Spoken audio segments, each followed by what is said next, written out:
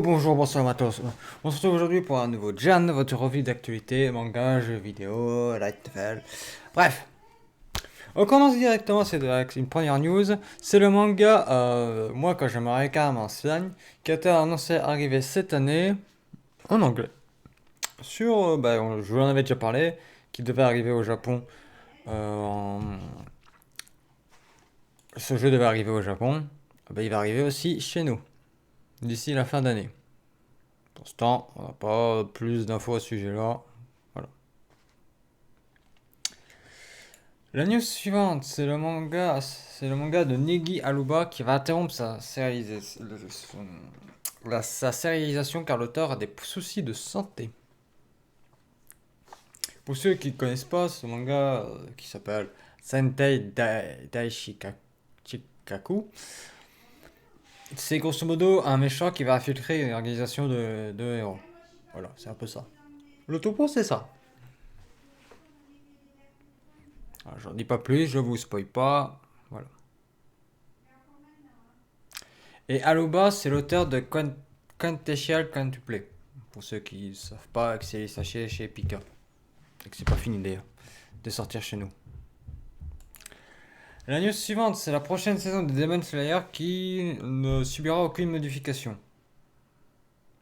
Grosso modo, elle sera telle qu'elle de base. Je sais pas ce qu'ils veulent dire par subir aucune modification.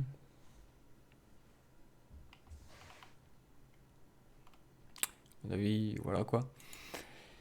La news suivante, c'est Hueno Maglu qui va sortir un nouveau manga le 13 septembre prochain. Ce sera toujours une gale, mais une gale professeur. Voilà. Il faut savoir qu'il s'est fait connaître avec Hajime Tenogal, qui est licencié en France chez Crunchyroll. Voilà. Et il a sorti un autre manga qu'il avait mis en pause à Hajime Tenogal, qui s'appelle Otakun no Tonari wa Elf Deska. Voilà, qui est sorti en 2019 et qui s'est conclu cette année en mars. Voilà. La news suivante, c'est le web anime Gambare Doki-chan qui va arriver le 20 septembre. Ouais, comme le nom indique, j'ai dit web anime, c'est un web anime. Voilà.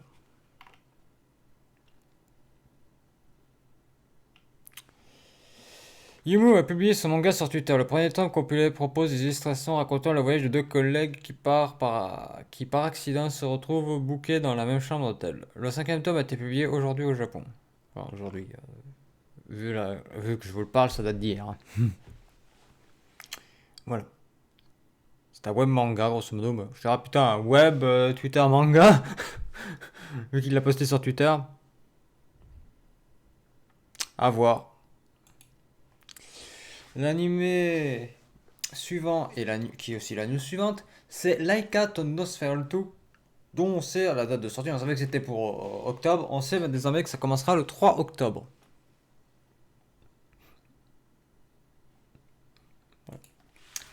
La news suivante, alors ça c'est un plus gros morceau. Alors pour ceux qui n'ont pas connu, avant de parler de la news d'Animeka, c'est le nom qu'ils ont choisi,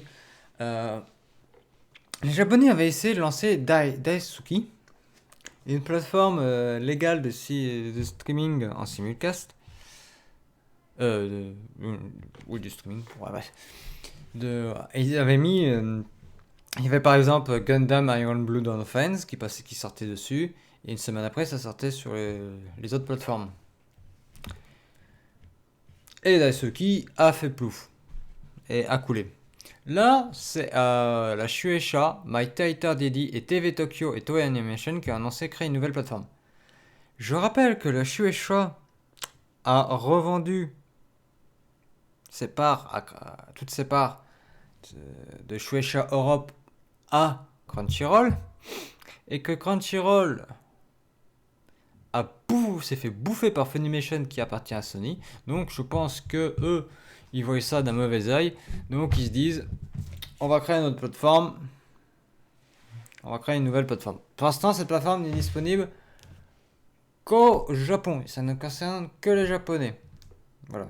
Qui regroupe des anciens titres et des nouveaux. Bref. Ça ne concerne que les Japonais. C'est aussi une méthode pour eux d'empêcher la fuite d'épisodes et que les Japonais téléchargent les épisodes. C'est aussi une méthode pour ça. Et sera aussi disponible sur la majorité des appareils Sony. Ça c'est cocasse parce que Sony détient... ouais, bref. PlayStation, Xbox et tout ça. Mais qu'au Japon pour l'instant. Mais ils ont laissé dire qu'ils allaient envisager de faire une offre internationale.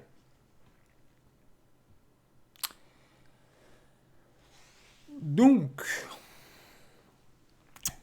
il est fort à parier que Sony, enfin Funimation qui appartient à Sony, va faire une restructuration plus rapide que prévu à mon avis sur entre Wakanim, Crunchyroll, Funimation et ADN pour donner qu'une seule plateforme. Et oui, d'un côté, vous allez vous dire, ouais, mais il y a un nouveau concurrent, il y a un concurrent qui risque d'arriver, ça va être un autre japonais, Moi, je vous dis tout simplement que quand une entreprise est en situation de monopole, elle fait ce qu'elle veut, elle dicte ses lois. Et vu qu'il n'y a pas de concurrent, vous fermez vos gueules et vous obéissez. Par exemple, s'ils décident de passer leur abonnement, je sais pas combien il coûte, je crois qu'il va coûter 5 € l'abonnement sur Crunchyroll. S'ils décident de passer leur abonnement à 20 €, bah, t'es obligé de te taire et de subir.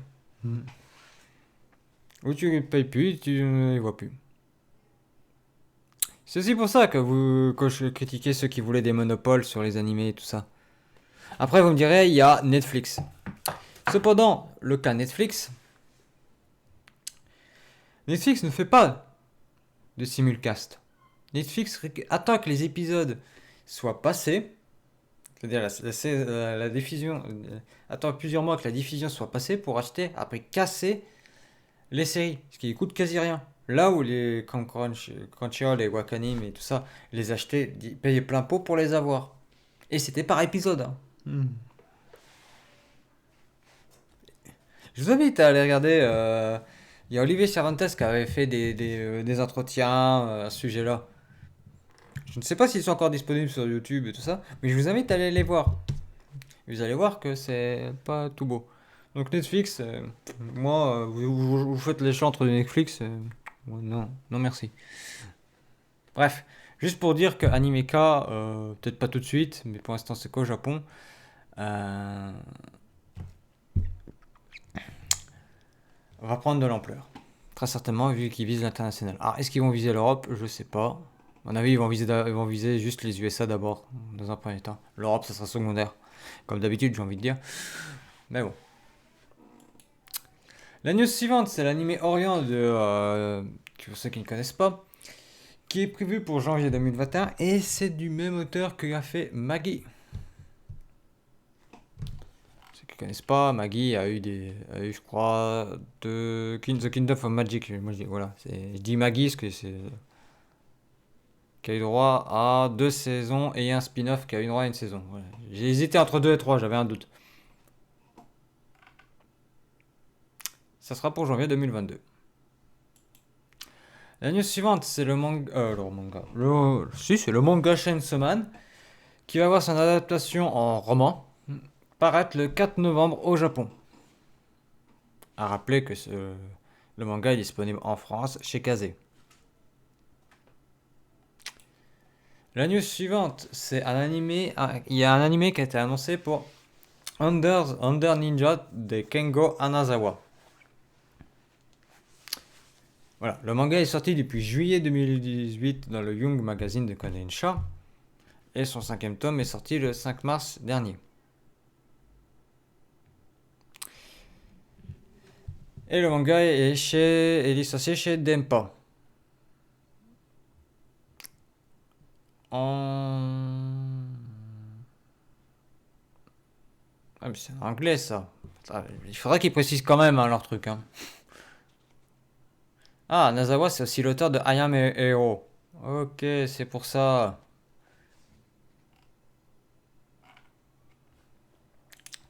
La news suivante, c'est le manga Saki. Ceux qui ne connaissent pas, ça doit être bien connu. de lycéennes qui apprécient les jeux, voilà, qui apprécient les jeux.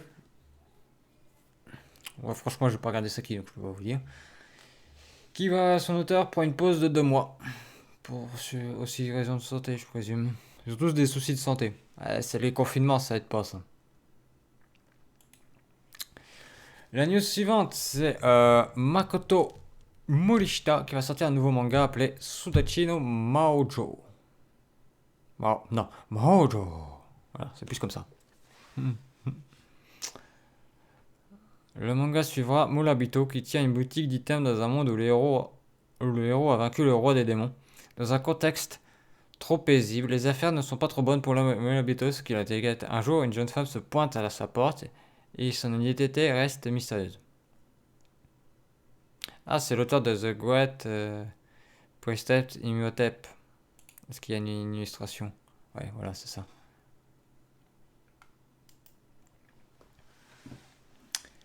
La news suivante, c'est le manga Black Cover qui prend une semaine de pause au Japon.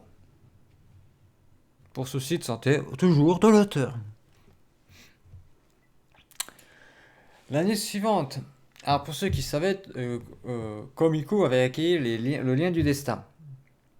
Eh bien on a appris la semaine dernière, non, si la semaine dernière, juste dimanche, que le prochain chapitre qui serait mis en ligne sur le site Mag-Komi sera le dernier. Par contre, me demandez pas combien il y a de tomes. Je crois qu'il va en avoir 2-3, pas plus. Donc ça va être une série courte parce que j'ai vu je crois qu'il y a une vingtaine de chapitres à tout casser. Voilà. Donc ceux qui avaient l'intention d'acheter le lien des destins, dites-vous, ça sera pas une série longue. Ce sera une série courte. La news suivante, pour ceux qui connaissent ce manga, 50 nuances de gras, que vous avez le carton là-bas. Sindosh, l'auteur. Sinedosh, putain, faut savoir le dire. A révélé sur son Twitter que c'est au Japon qu'il allait être édité chez Akita Shoten. Désormais. Et que le 8ème tome paraîtra le 19 novembre. Alors, on savait qu'il y avait des soucis sur ce manga. C'est pour ça que la sérialisation en France avait été mise en pause. Enfin, publication, pas sérialisation, excusez-moi. C'est pas la même chose. Les mots ont un sens. Et que Doki Doki attendait d'en savoir plus à ce sujet pour communiquer là-dessus. Là, maintenant, on en sait un peu plus. Donc là, Doki Doki doit être en train de voir à ce sujet-là pour voir s'ils peuvent continuer. Parce que je vous rappelle que ils ont déjà eu par le passé le cas avec Break Blade, le triste Break Blade qui était un bon manga de mecha, qui marchait en plus en France, c'est ça le pire, qui s'était fait, la maison d'édition japonaise qui publiait Break Blade s'est fait bouffer par une autre boîte et qui elle ne voulait pas que le manga soit vendu à l'étranger, ainsi que plein d'autres, ce qui a fait qu'ils ont ils ont raté les vendre. Voilà. Et que ça avait fait du tort à Doki Doki qui était en train de finaliser la publication du dernier tome qu'ils ont obligé d'annuler. Alors c'était une petite aparté. C'est pour ça que Doki Doki prend des passettes de précaution parce qu'ils ont eu le coup une fois et ils veulent pas le revoir. C'est tout. La news suivante, c'est le manga Kaiju numéro 8 qui a plus de 4 millions d'exemplaires en circulation désormais au Japon. Je précise pour l'instant au Japon parce que nous il doit sortir en octobre, début octobre. Voilà. Et on a fait le tour de l'actualité. Alors, je me suis égaré sur 2 news en particulier, dont une, Animeka, pour préciser pourquoi. Parce que si jamais vous vouliez avoir un peu de contexte. Voilà. Je vous dis à la prochaine pour d'autres revues d'actualité. Allez, bye les matelots.